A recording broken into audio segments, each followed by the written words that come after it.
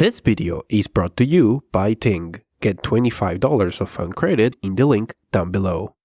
This is a mini arcade machine, and I love it. I love it in a way different from the way I have loved, say, my Nintendo Switch, and it might have to do with something called the IKEA effect.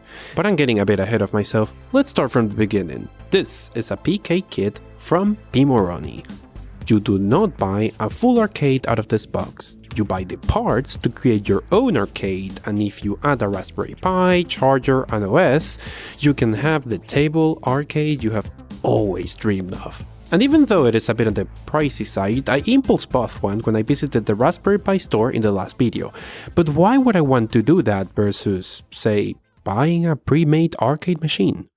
That takes me back to the IKEA effect. If you live in a certain part of the world, you might be familiar with IKEA. Stores that sell usually very good furniture for comparatively lower prices because they take out the cost of labor.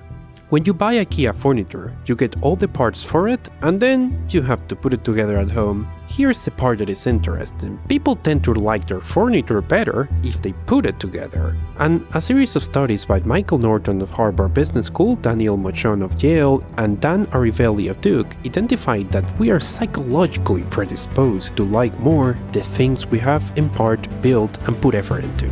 And they named this the IKEA effect. There's a beauty in creation, and the IKEA effect might explain why people who put together their own PCs, for example, tend to grow more attached to their creations no matter how crappy they are. This might also be why Nintendo started experimenting with the cardboard programmable Labo kits. The maker movement all stems from the joy of creating, and Raspberry Pi is right in the middle of it. These miniature bare-bones ARM computers have traditionally offered a lot of power for a low price, with deep hardware access that allows them to be the brain in a very large number of projects, many of them being gaming projects. So let's imagine you want to join in the fun and start building projects, or you want to help someone else join in the fun and build electronic skills, but you have zero maker experience, you have no idea how to do electronics or acrylics or materials, but you still want to get started. That is where this sort of kit comes in. Everything that you need is here: parts, electronics, wires, instructions. Well, almost everything. You will also need the Raspberry Pi itself, a micro SD card for the OS, and a 2.5 amp or more micro USB charger, which is why I picked all that stuff from the store at the end of the video. And while the box says you only need a Phillips screwdriver, in practice you will also need a regular slotted tip as well.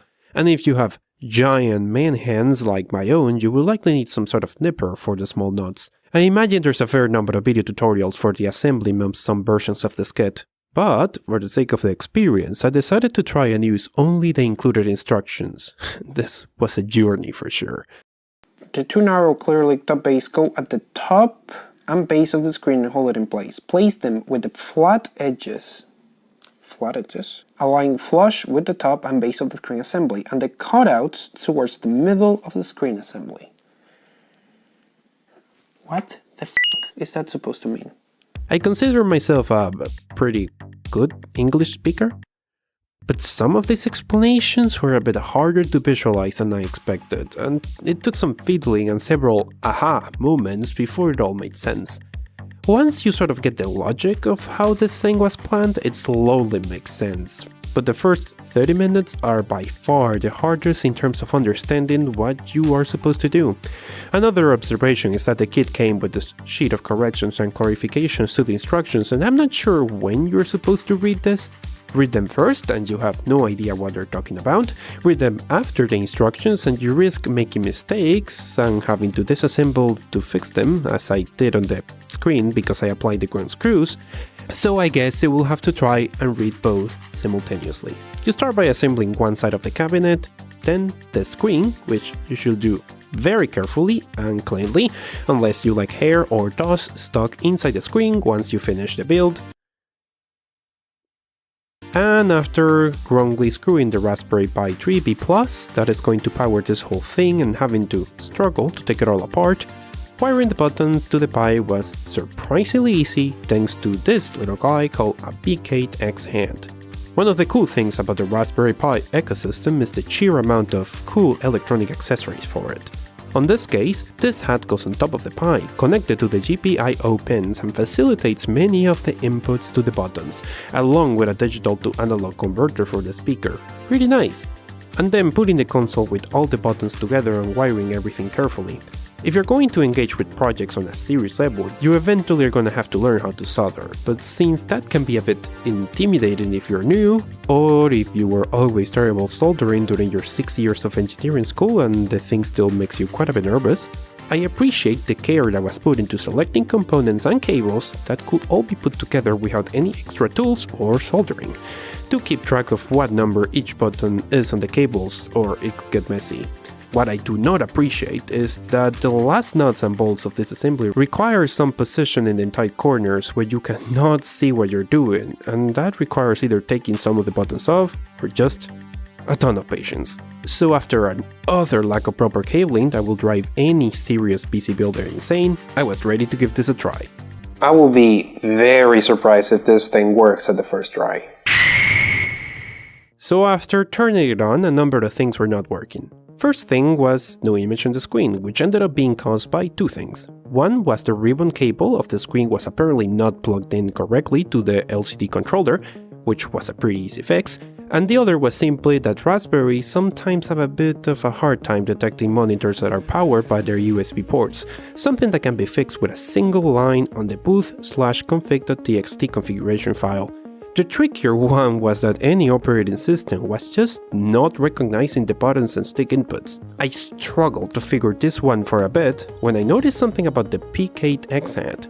I had connected it to the GPIO pins, but I had noted that it did not seem to be fully physically supported on all sides, which was odd. And when I pressed my finger on its side, the LED on it will light up, which suggests it was wrongly connected. Turns out the hat needs to be connected all the way down. Something that I missed because this requires a bit more force that I was comfortable with, like enough force to bend the plastic of the console in a way that made me really nervous. Maybe I should have ignored instructions and mounted that first before mounting the whole Pi to the console. But hey, after the config scripts are downloaded or running, this is finally working. Let's try some games, and let's start with the elephant in the room. The main purpose of many of these devices is emulation of classic systems and their games. Emulation is a tricky topic on this channel because while the development of emulation is on itself not illegal in most countries I'm familiar with, the distribution of ROMs is a gray area. And just the discussion on this topic can be very complicated as certain companies will use the copyright on platforms like YouTube to take down discussions of the topic that they consider dangerous to their brand. This is also what I have been avoiding, certain video topics on games that I personally really like and a lot of people are interested in. Personally, I believe emulation of older systems is extremely important, not only for game preservation, but to keeping the classic gaming alive, as well as creating tools that have allowed the examination of older games in new and exciting ways. For the purposes of this video, emulation is an interesting tool to talk about the Raspberry Pi and the community that has built around it. But why emulation? Why not PC games like, I don't know, CSGO? Quick and very simplified explanation about CPU architecture. PCs, like the ones you play games on, run on what's called an x86-64 architecture. PC games are made for this architecture and a specific operating system like Windows. While there's a lot of progress on tools like Steam Play that allow Windows games to work on Linux distributions, this needs to be on the same architecture, which is why Steam Play will not allow you to play games on a Raspberry Pi as many people emailing me seem to believe. Raspberry Pis use the ARM architecture, the same one used by phones, iPad tablets and the such, and this is why you will not really see people playing Fortnite on this thing.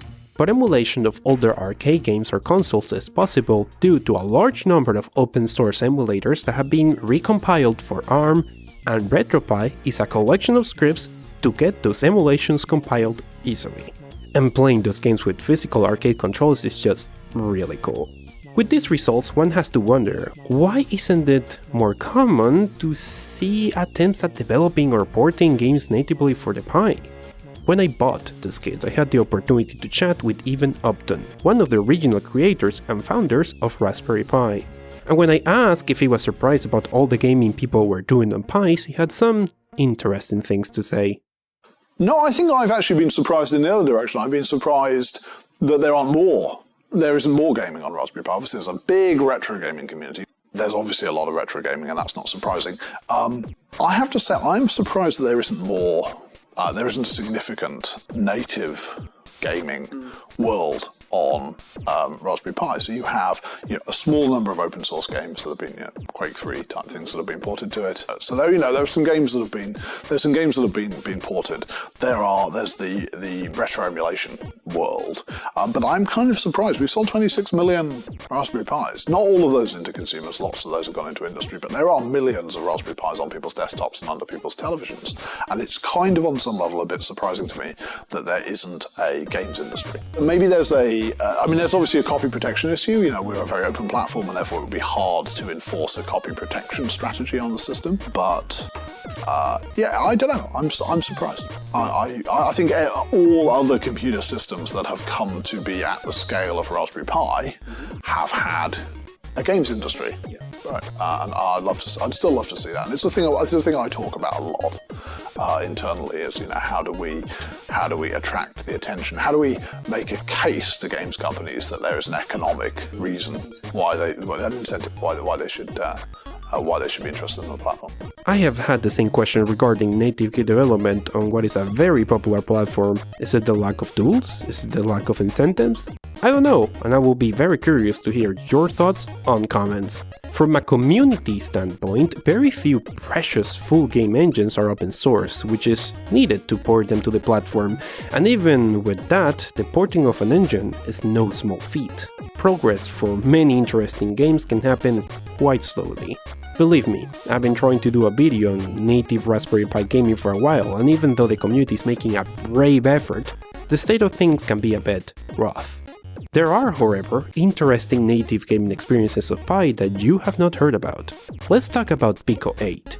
Pico 8 is a virtual machine created by Lexa Lawfully Games that can run on a variety of devices, including directly on the Raspberry Pi, so it kinda counts as native game? The line is blurred. In any case, Pico 8 is an environment that has all the tools required to create graphics, logic and sound to create simple games under very specific limitations, and it also has the tools to package and distribute these games, and everyone with access to the console can also mod, change and repackage any game as a derivative creation. This openness combined with the design limitations breeds creativity, and the results are absolutely delightful. I was originally aware of Pico 8 because of Celeste.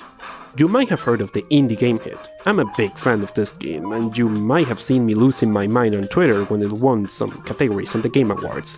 This lovely piece of art is the successor to a Pico 8 project of the same name.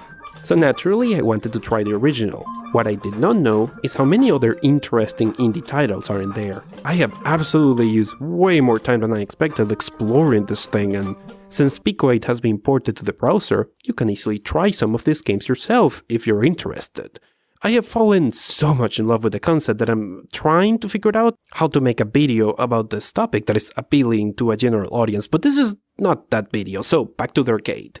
Playing them with actual arcade controls is super fun. If you want the full coding environment on Raspberry Pi with all the games available through an internet connection, it is not very expensive.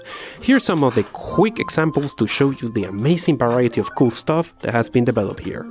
Shadows of Donek, a tactical grid action combat game which pushes the boundaries of what you can do with limited buttons.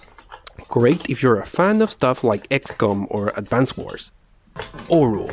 What initially looks as a simple platformer becomes a bit more interesting when you realize that because of its black and white nature, some objects are visible naturally and some objects are only visible in the reflection.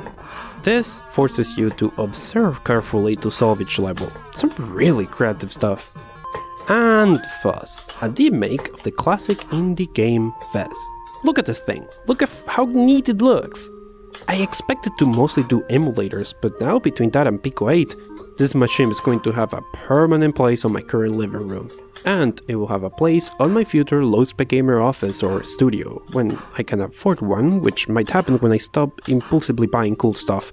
So in conclusion, while the Picade kit is a bit on the costly side and has some questionable assembly decisions, I did love the final results.